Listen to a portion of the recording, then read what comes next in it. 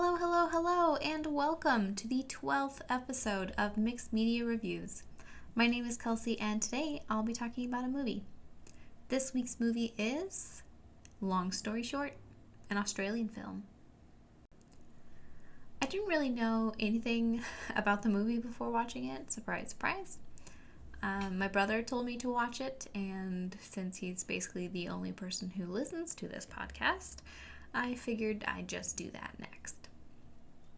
I did see in the preview that Ronny Chieng was in it, and I was also under the impression that it was a romantic comedy. And that's basically it. There will be some spoilers in this episode, as I'll talk about a few of the events in the movie. I will try to keep them vague, though, and of course the summary will be a spoiler for the plot, if that makes sense. So what is Long Story Short about? Well, in order to have the least spoilery description, I'll just read out what Netflix has written so that there's not much more information than that. Long story short is about a perpetual procrastinator awakening to find that every few minutes his life has forwarded 12 months. In order to save his marriage, he must race against time. Overall, I really liked Long Story Short. I thought it was a pretty cute movie, and it had a pretty good moral to it. Life is short. Don't waste time by putting things off. Which is a great note to myself in regards to my own personal architectural exams that I need to take. But anyway, the movie's opening is also pretty funny. Since we don't know anything yet about the characters, we find out Teddy's mistake at the same time that he realizes the mistake, which I think makes it a more interesting opening than if we had seen established characters and then him make this mistake. It also launches into the story, the time travel part of it, pretty quickly, which is nice. It isn't super drawn out, but pretty much everything we need to know is set up in those first few minutes, so I don't feel like it launches us into it without knowing where we stand or where we're going. One of the characters in this movie is named Tallulah, and I just had to laugh at that because I've only ever heard that name in Doctor Who, the episode from season 3 with the 10th Doctor and Martha. The Daleks are, well, in Manhattan, and there are pig people and Andrew Garfield and a lady named Tallulah. This has nothing to do with the movie, just something I thought was funny. I really liked the way they filmed the time jumps, the kind of atomization of things around him, the Thanos snapping of it. It was interesting to see him age slightly each time and to have different hair or clothes while the world around him disappeared or appeared in a different way. I think my favorite one is when he's looking in a window and sees his reflection change near the end of the film. I also liked the callback of him kissing a lady and it not being the woman he thought it was, which was a very nice touch. And then I loved the back and forth between Becca and Leanne.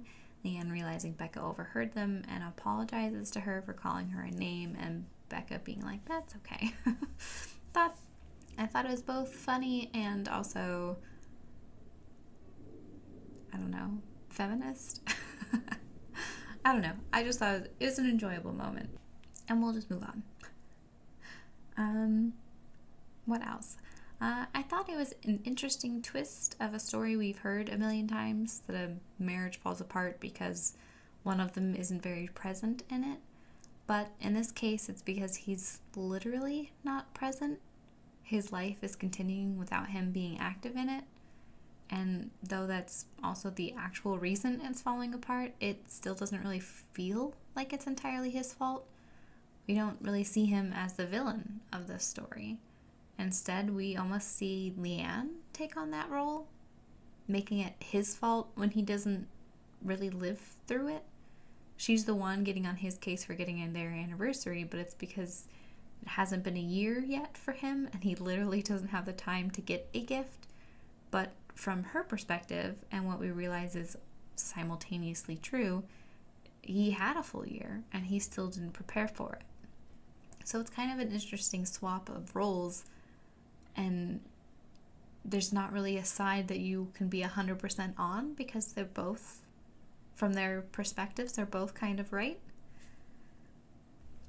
Okay, this is very random and not really something about the movie, but I really love the way that Australians have their doors, if that makes sense. It doesn't make sense. I like that the knob is in the middle, and the framing of the door is very different from what we have.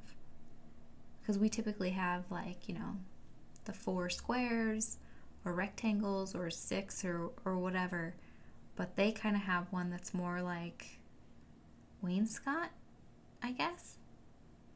I don't know what you'd call it, but it's super cool looking, and I know it's not really ADA.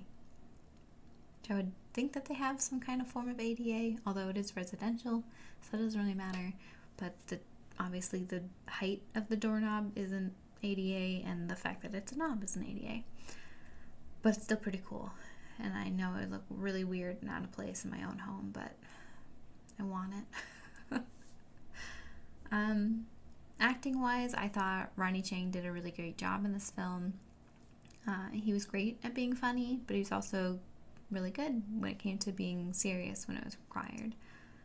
The other 2 main actors, hopefully I'm saying their name right, Rafe Spall and Zahara Newman, they were also great, and I think they had pretty good and believable chemistry. And that's probably pretty much about it. What didn't I like? True to being me, there wasn't much that I have to critique or that I didn't really like. One thing that I can never get behind is the miscommunication trope. I hate it. I hate it in books, hate it in movies, hate it in TV shows. And I was a bit frustrated with his inability to just tell her that he literally closed his eyes and woke up to it being a year later. And I get maybe not wanting to seem crazy, but if this was happening to me, I'd be sitting down my husband immediately to tell him exactly what was happening. There would be no, I don't know how to, like, what's going on? I would just be like, dude, what the heck happened? I blinked and it was like a year later. And I guess the whole point is that he doesn't have time and is constantly putting things off, so telling her what's actually happening is also putting things off, maybe in a way. But I still hate that trope so much whenever it comes up. And that's probably it. If you're into rom-coms and you love Australian accents, which, I mean, who doesn't? Then I'd say feel free to check this movie out. I can't think of any major problems with it, and I think the writing style was fairly well done. Much better than a lot of the Netflix-produced rom-coms. Not that this was a Netflix-produced one, which is probably why the writing was actually a lot better. But yeah, I think it was cute, it was funny, had all the elements of a rom-com without being super predictive, I guess. I don't know. It was cute. Go watch it. And there you have it. Those are my thoughts on Long Story Short. Like I said, very short episode this week. Thank you so much for joining me, and you can find me on Instagram and Facebook at Mixed Media Reviews Podcast, and you can also find me anywhere you find your podcasts, as long as that is Anchor, Google Podcasts, Spotify, Apple Podcasts, Stitcher, Breaker, or Radio Public.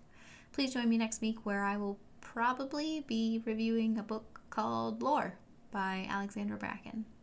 Have a wonderful rest of the day. Bye!